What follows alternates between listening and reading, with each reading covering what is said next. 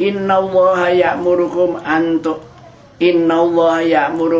antu adul amanati ila ahliha wa idza hakamtum bainan nas antahkumu bil adli innallaha ni'ma ya'idukum bih innallaha kana sami'an basira.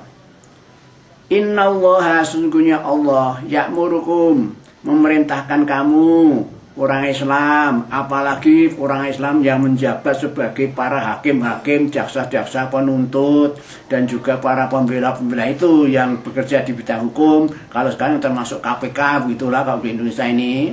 Ya, sebenarnya Allah itu memerintahkan loh untuk melaksanakan amanat, tugas-tugas dalam rasa menegakkan hukum itu amanat itu harus dilaksanakan dengan baik.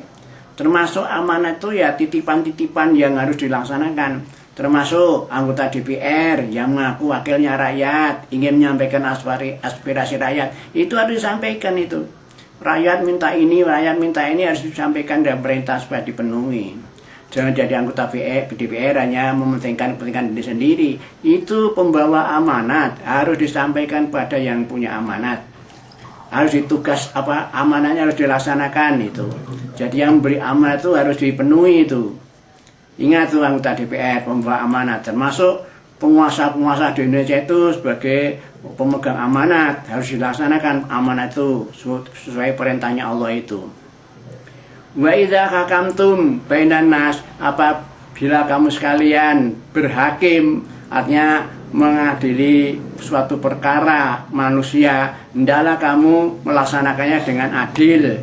Ya yang ini khusus untuk para jaksa, hakim, gitu.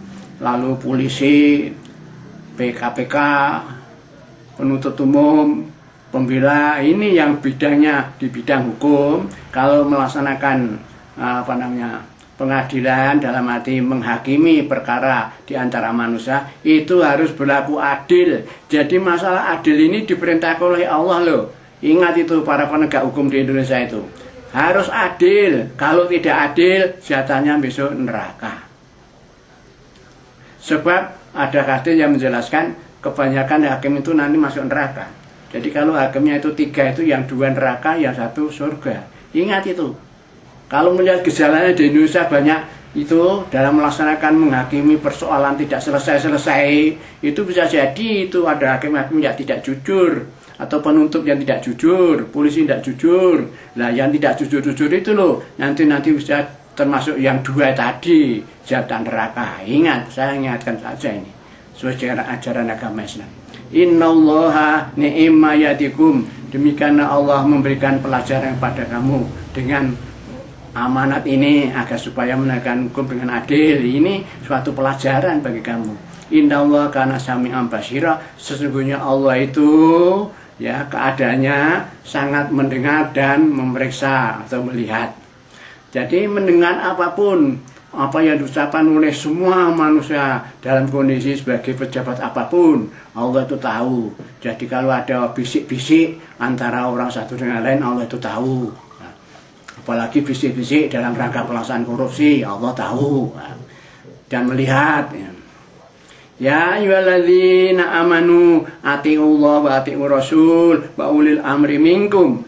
Fa in tanaza'tum fi syai'in faruddu ilallahi wa rasul in kuntum tu'minuna billahi wal yaumil akhir dzalika khairu wa ahsanu ta'wila. Hei orang-orang yang beriman, hei orang-orang yang beragama Islam, yang aku orang berislam beriman itu. Atiullah wa atiur rasul. Taatlah kepada Allah dan Rasul. Loh ini diperintah loh ini. Kita disuruh taat pada Allah dan Rasul dengan cara mengikuti, mematuhi ajaran Al-Quran dan mematuhi sunnah Rasul atau hadis Rasul. Dan juga diperintah juga untuk apa? Taat wa ulil amri minkum, taat kepada pemimpinmu. Nah ini sebagai warga negara, kalau kita bicara sebagai ini harus taat pada pemimpin itu kita sebagai warga negara.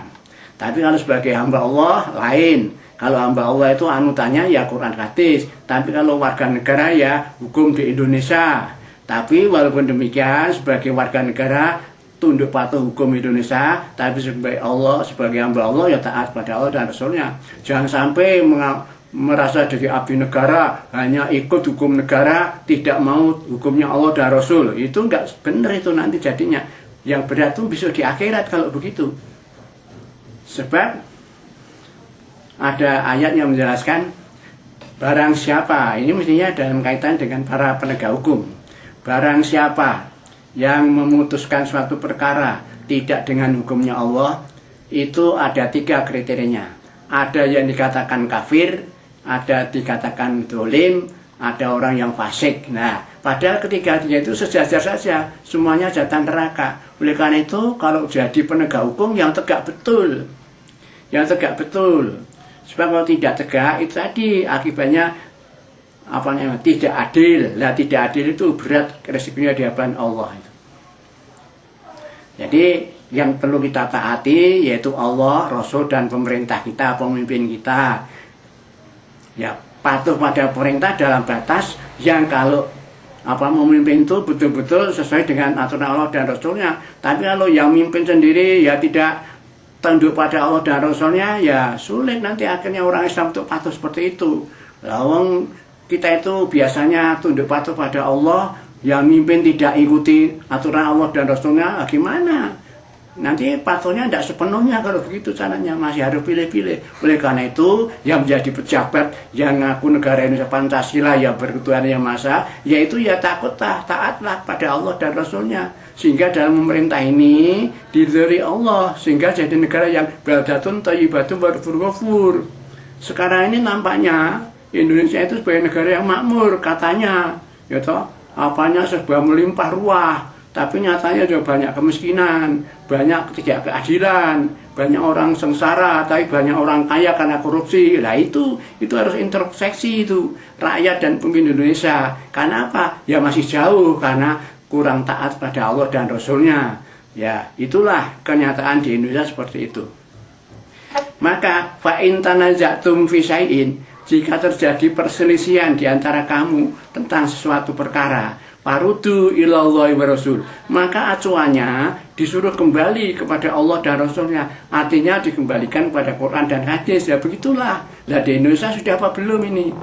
Ya, kalau ada persoalan nasional yang berat, itu lihat saja bagaimana Allah mengatur penyelesaiannya dan bagaimana Rasul. Begitu, insya Allah nanti persoalan bisa selesai dengan baik karena dapat ridhonya Allah. Kalau tidak ya sudah.